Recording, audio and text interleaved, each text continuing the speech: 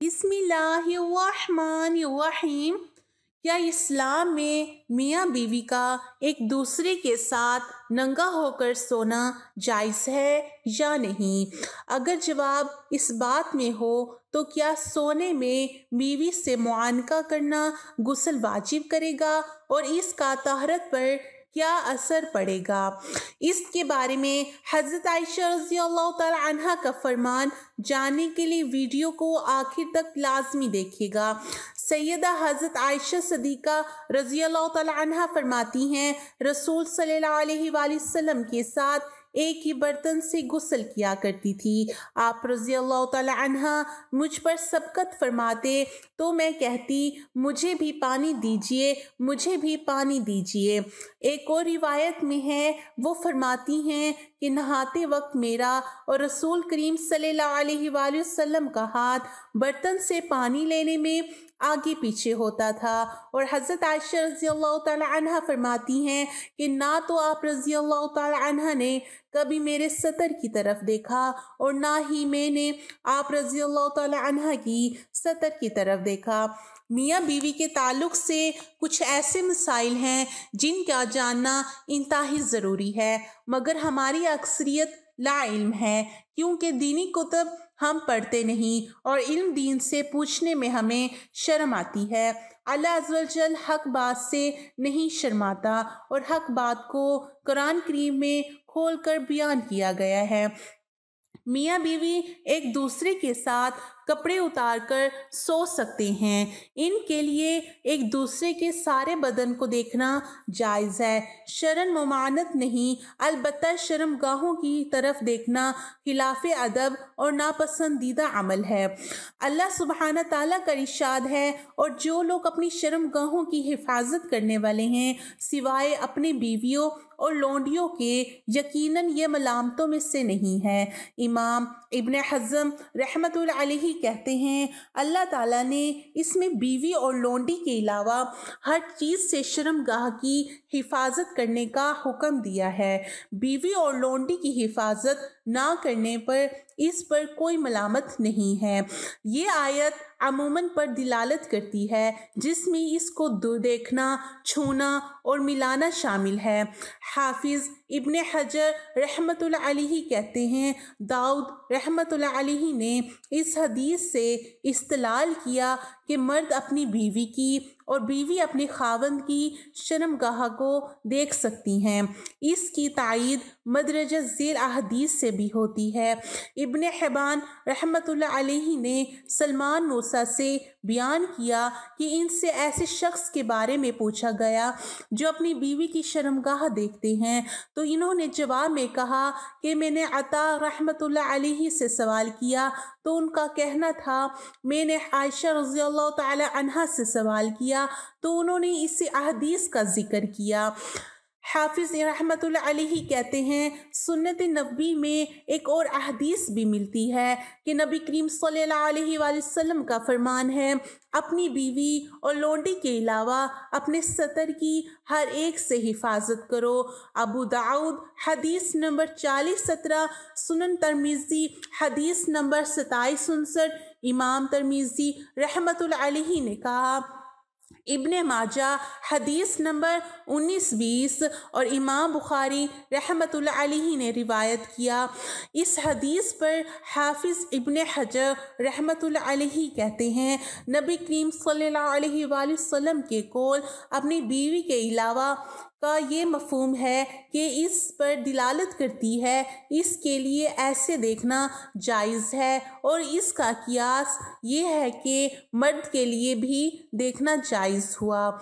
इब्न हज़म रहमतुल्लाह अलैहि कहते हैं, मर्द के लिए अपनी बीवी की शर्मगाह देखना हलाल है और बीवी और लौंडी से जमा करना हलाल है। इसी तरह वो दोनों भी मर्द की शर्मगाह देख सकती हैं, इसलिए इसमें कोई कराहत नहीं। इसकी दलील भी वो मशहूर अहदीस है जो उम्मुल मोमिनीन हज़रत आयशा रज़ियल्लाहु तआला अन्हा और उम्मे सलमा और महमूना रज़ियल्लाहु तआला अन्हा से मरवी है। وہ بیان کرتی ہیں کہ نبی کریم صلی اللہ علیہ وآلہ وسلم کے ساتھ ایک ہی برتن میں غسل جنابت کیا کرتی تھیں۔ ام المؤمنین میمونہ رضی اللہ تعالی عنہا کی حدیث میں ہے کہ نبی کریم صلی اللہ علیہ وآلہ وسلم چادر کے بغیر تھے، کیونکہ حدیث کے الفاظ یہ ہیں کہ نبی کریم صلی اللہ علیہ وآلہ وسلم نے اپنا ہاتھ برتن میں داخل کیا اور اپنی شرمگاہ پر پانی بہایا اور اس اپنے بائیں ہاتھ سے دھویا۔ اس کے بعد کسی کی بھی رائے کی طرف التفات کرنا باطل ہے۔ تعجب والی بات تو یہ ہے کہ بعض متکلف اور جاہل قسم کے لوگ تو فریج میں وطی کرنا تو مباح کہتے ہیں اور اس کی طرف دیکھنے سے روکتے ہیں۔ شیخ البانی رحمۃ اللہ علیہ کہتے ہیں جماع کی نسبت سے دیکھنے کی حرمت وسائل کی حرمت میں سے ہے۔ جب اللہ تعالیٰ نے خاوند کے لیے بیوی سے مجامت مباح کی ہے تو کیا اس کی شرمگاہ کی طرف دیکھنے سے روکا جائے؟ یہ عقل مندی ہے؟ یہ نہیں ہو سکتا۔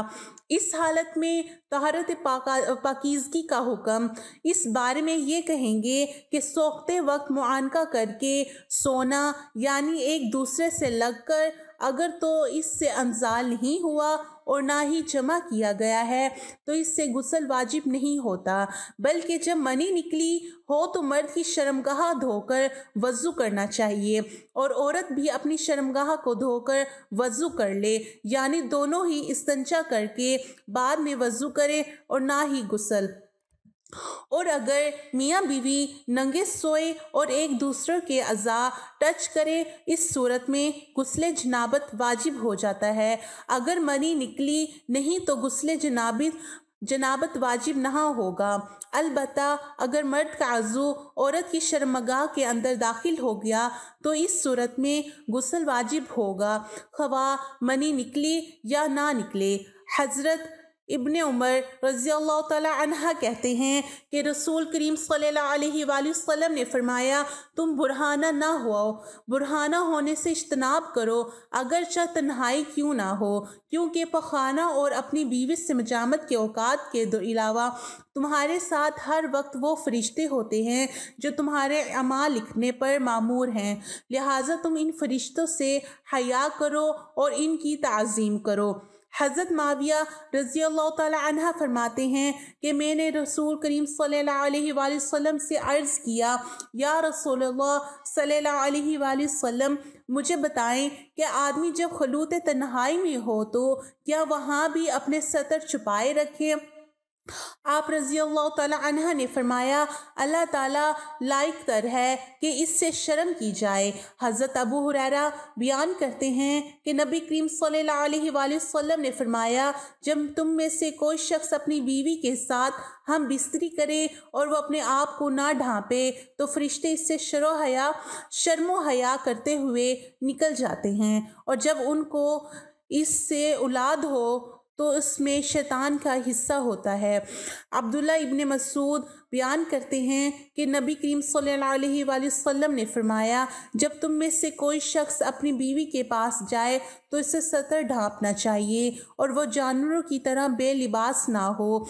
ابو امام رحمۃ اللہ علیہ بیان کرتے ہیں کہ رسول کریم صلی اللہ علیہ وآلہ وسلم نے فرمایا جب تم میں سے کوئی اپنی بیوی کے پاس جائے تو اپنی بیوی کو ڈھانپ کر رکھے اور گدھے کی طرح ننگا نہ ہو۔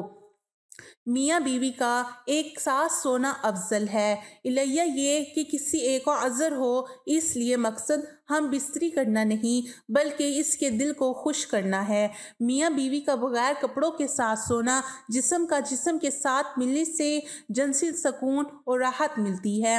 دعا ہے کہ اللہ تعالی ہمیں دین پر حق چلنے کی توفیق عطا فرمائے اور بیوی سے محبت اور ان کے حقوق ادا کرنے کی توفیق عطا فرمائے، آمین۔ ناظرین، کمنٹ باکس میں اللہ تعالیٰ کی 99 ناموں میں سے ایک نام ضرور ٹائپ کریں۔ ویڈیو اگر پسند آئے تو ہمارے چینل کو ضرور لائک اور شیئر کیجیے گا، اور اگر ابھی تک میرے چینل کو سبسکرائب نہیں کیا تو آپ سے گزارش ہے میرے چینل کو ضرور سبسکرائب کریں تاکہ ایسے ہی فائدہ مند ویڈیو کو نوٹیفیکیشن بر وقت آپ کو ملتا رہے۔ اللہ حافظ۔ السلام علیکم ورحمۃ اللہ وبرکاتہ۔